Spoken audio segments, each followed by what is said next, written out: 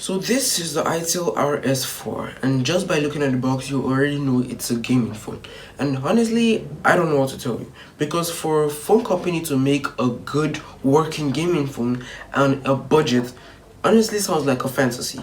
And this isn't some well-known gaming producers that we all know, like ROG or Red Magic. It's Itel we're talking about here, no offense.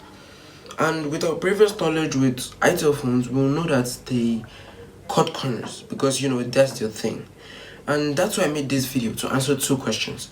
One, is this a good gaming phone? And two, does it have any cut corners that Itel made to keep it this affordable? Without talking too much, let's talk about it.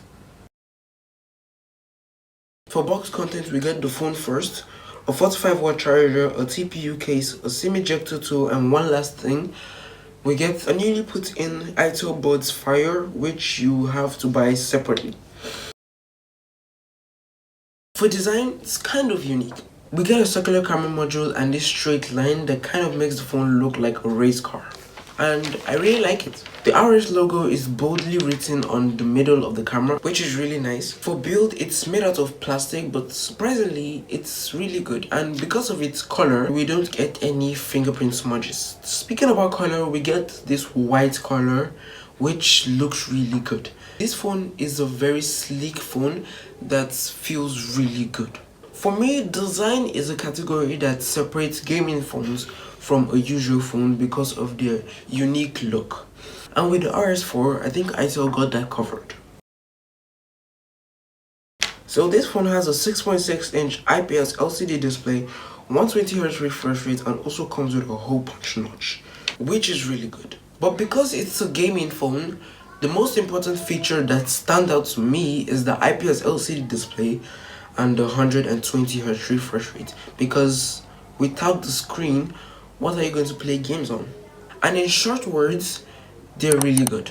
The IPS LCD display is not the best, but it does the job. It's vibrant and crisp enough for you to do your everyday gaming. I would have really loved an AMOLED display, but because of its pricing, I think the IPS LCD display is actually the best. But that's just for me. Let me know what you think in the comments. The 120Hz refresh rate is the standout feature for me in the display, because for gaming phones, you need a fast enough display for responsive gaming. And the 120Hz refresh rate that Itel put in this device is really good. It's definitely fast enough for your everyday usage.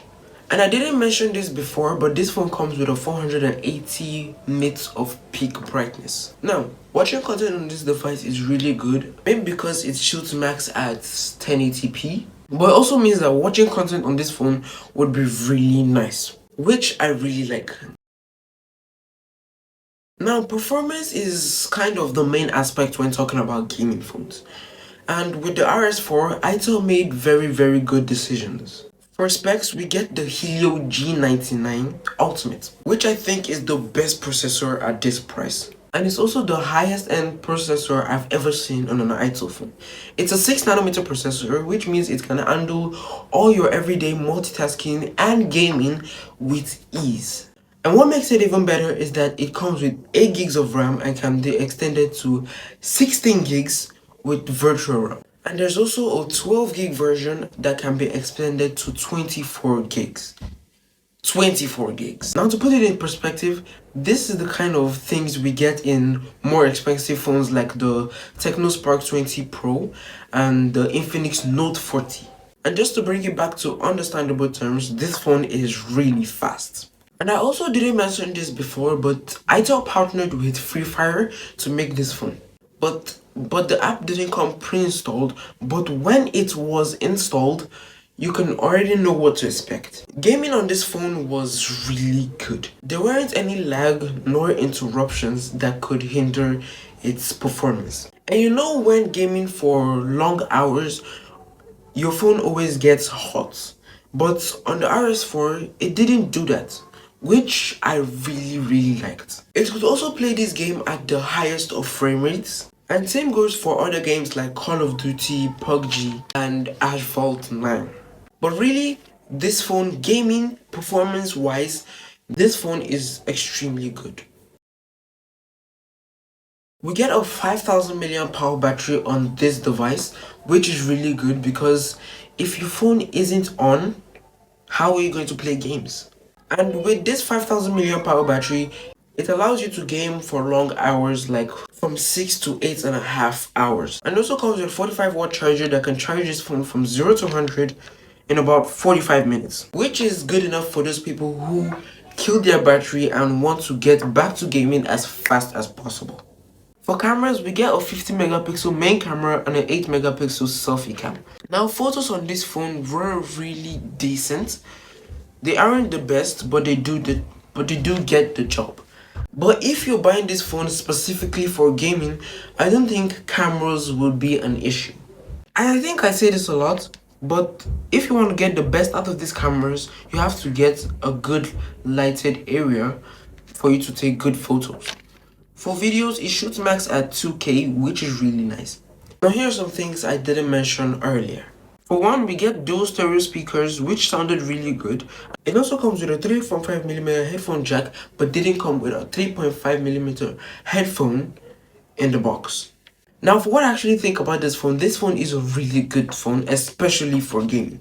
Maybe because of its performance, its chipsets, but whatever. And from these tests, I really liked the device. Now, to answer all those questions we put at the beginning of the video, the first one, is it a good gaming phone? Yes, it is. Number two, are there any cut corners? Yes, they are. And that's in the aspect of cameras. And really, it isn't that bad. And as I said in the camera section, if you're a full-time gamer, like if you're buying this phone specifically for gaming, I don't think you care as much that your cameras are the best. But yeah, I really like the device, and I also love where Itel is heading to with their new devices. But yeah, that's my take on the Itel Rs4.